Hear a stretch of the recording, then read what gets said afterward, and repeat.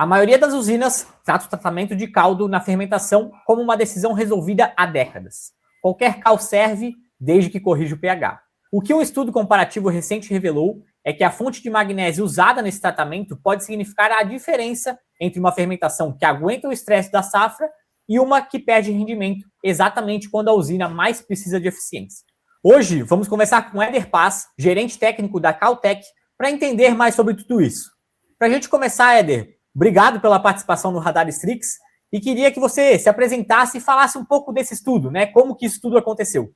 Muito obrigado, João. Muito obrigado à equipe da Fermentec pelo convite. Fico muito feliz em falar um pouco sobre esse trabalho que foi desenvolvido.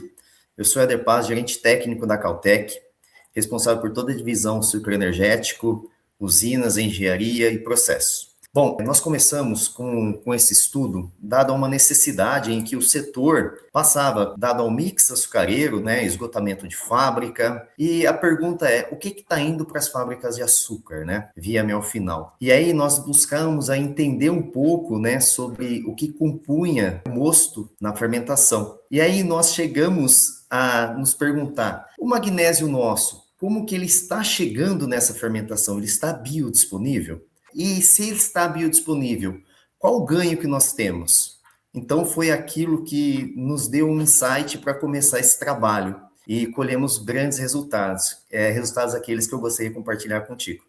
Maravilha, Éder. E legal, né? Porque de fato tem toda uma parceria ali que foi consolidada e conseguiram ter bons resultados. E aí, para a gente começar, né, esse nosso bate-papo aqui no Radar Strix, o magnésio ele é cofator de mais de 300 enzimas da levedura, ou seja, incluindo as enzimas glicolíticas e fermentativas que convertem açúcar em etanol. Mas a maioria dos gestores industriais nunca tratou isso como uma variável de decisão na escolha do cal, para tratamento de caldo. Por que essa lacuna existe? E o que a usina está deixando na mesa ao ignorar essa variável, Éder? Bom, João, o magnésio ele é essencial para a integridade da parede celular, né? Ele é responsável por isso.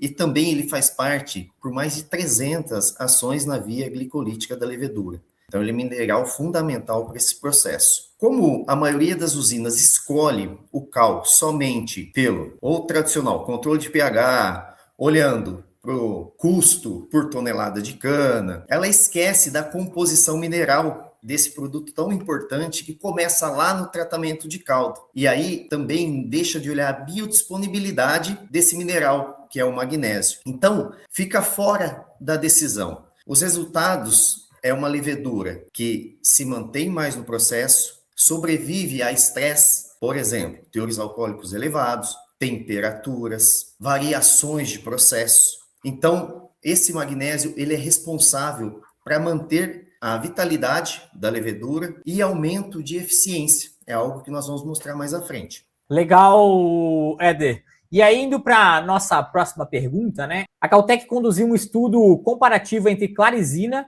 e a cal calcítica tradicional, simulando condições extremas de processo, ou seja, temperatura 40 graus Celsius e 27 Brix, né? No último de 6 ciclos de reciclo fermentativo. E aí, Éder, o que esses números revelaram sobre a diferença de desempenho entre as duas fontes de tratamento quando a fermentação está sob essa pressão de extrema fermentação, né?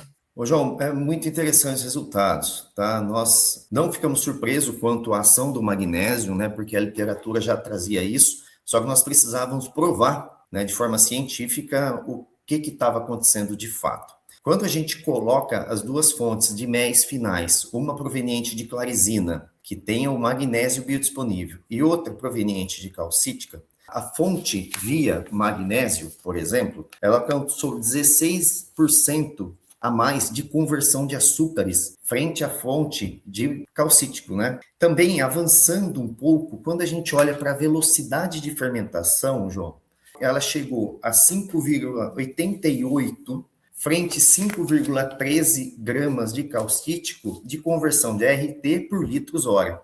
Isso começa a nos dar um direcionamento muito importante. Aí a gente vai lá para a produção de etanol. Aí a gente olha para a produção de etanol, como que ficou essas condições na produção de etanol? Aí a fonte de clarizina, ela converteu 12,68 frente a 12,31 gramas litros hora. Ou seja, nós temos aí uma velocidade maior, um maior consumo de RT e, consequentemente, um maior teor alcoólico. Isso se reflete no rendimento industrial. Olha que bacana, 89,29 para a clarizina contra 88,08 na fonte de calcítico. Quando a gente olha para o rendimento global industrial, que é o que de fato bota dinheiro dentro da usina, o rendimento real global via clarizina está com 87,74 frente a 86,08. Então, isso mostra que o teor alcoólico geral dessa dorna fermentativa, onde nós fizemos os ensaios, ele está com 8,3 frente a 7,17. Bom, a diferença entre as duas fontes, João, ela está no magnésio, tá? O magnésio tem que estar biodisponível, a levedura tem que absorver ele e fazer parte da via glicolítica dela. Na fonte de calcítico, ele tem uma pequena parcela, e essa pequena parcela, ela não está biodisponível. Entendi, Helder. Muito legal esse estudo e interessante todos esses números, né? Mostrando de fato não só o rendimento em si na fermentação, mas também esse rendimento global que a gente tem de ganho, né? E aí, Éder, o estudo ele mostrou, né, que o tratamento com clarizina resultou em um maior consumo de magnésio pela própria levedura, ou seja, quanto mais magnésio, mais a célula absorve. Isso sugere que não é só quantidade de magnésio que importa, mas a forma como ele está disponível para a célula.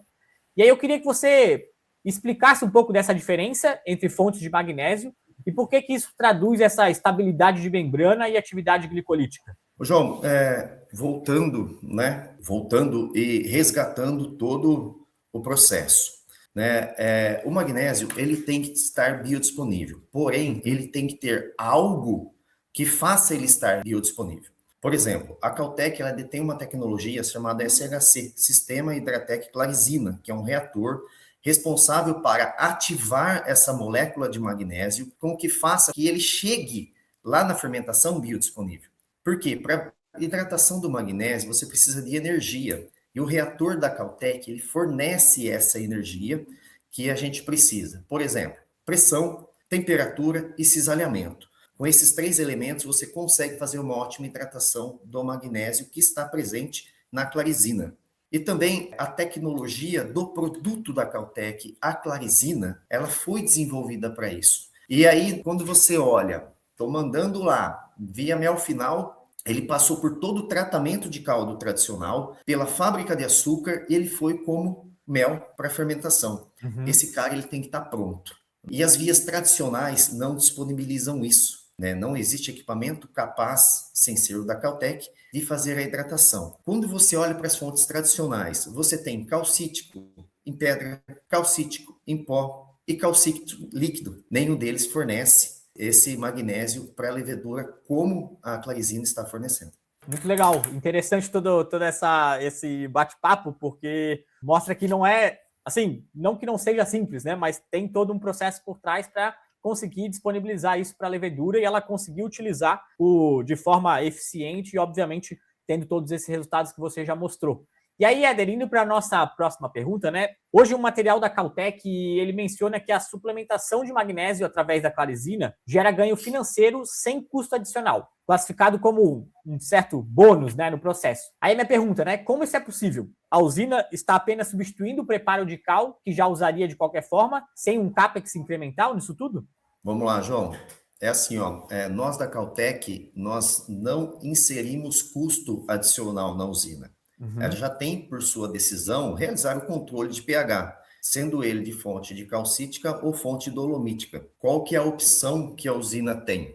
A opção é trabalhar com a Caltech sem custo adicional, é claro. Para que tudo isso aconteça, João, nós fazemos um trabalho muito bem aprofundado na usina. Fazemos um estudo da planta industrial, entendemos quais as condições físicas da planta, aplicamos engenharia, e a partir daí nós dimensionamos o reator para a unidade industrial com o fornecimento da clarizina. Porém, sem adicional de CAPEX. Ele continua sendo um OPEX, né, um operacional, e aí a Caltech fornece toda essa tecnologia para a unidade industrial, trazendo esses benefícios. Por isso que nós chamamos que é um bônus, né? O grande foco nosso ainda é o tratamento de caldo, controle de pH, porém, esse residual do magnésio, ele te traz um bônus adicional, que, é claro, é um incremento na tua receita, né?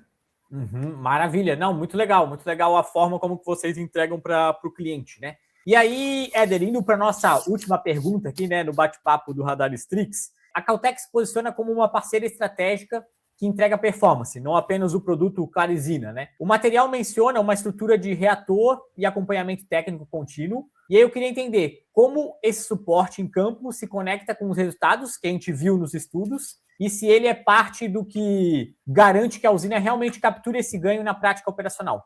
João, a Caltech, ela tem um pacote chamado serviços, né? Nós não nos comparamos a um fornecedor de cal comum, né? Que vai via suprimentos, né? Ou de alguma outra forma. Nós tratamos como um serviço desde do primeiro contato com o cliente, treinamento, desenvolvimento, acompanhamento, até a coleta de dados. Para quê? Para que a gente busque o máximo de performance. Para que tudo isso aconteça, é claro que nós temos uma equipe, né, que trata de usina para usina. São pessoas extremamente técnicas, focadas e que trabalharam em usina e sabem como que funciona a usina. E aí o nosso pacote de serviço está correlacionado a isso. Uma boa tecnologia, né, um bom produto e um ótimo serviço. É isso tudo que nós ofertamos para os nossos clientes. Muito legal, Éder. Bom, obrigado, tá, Éder, pela participação aqui no Radar Strix.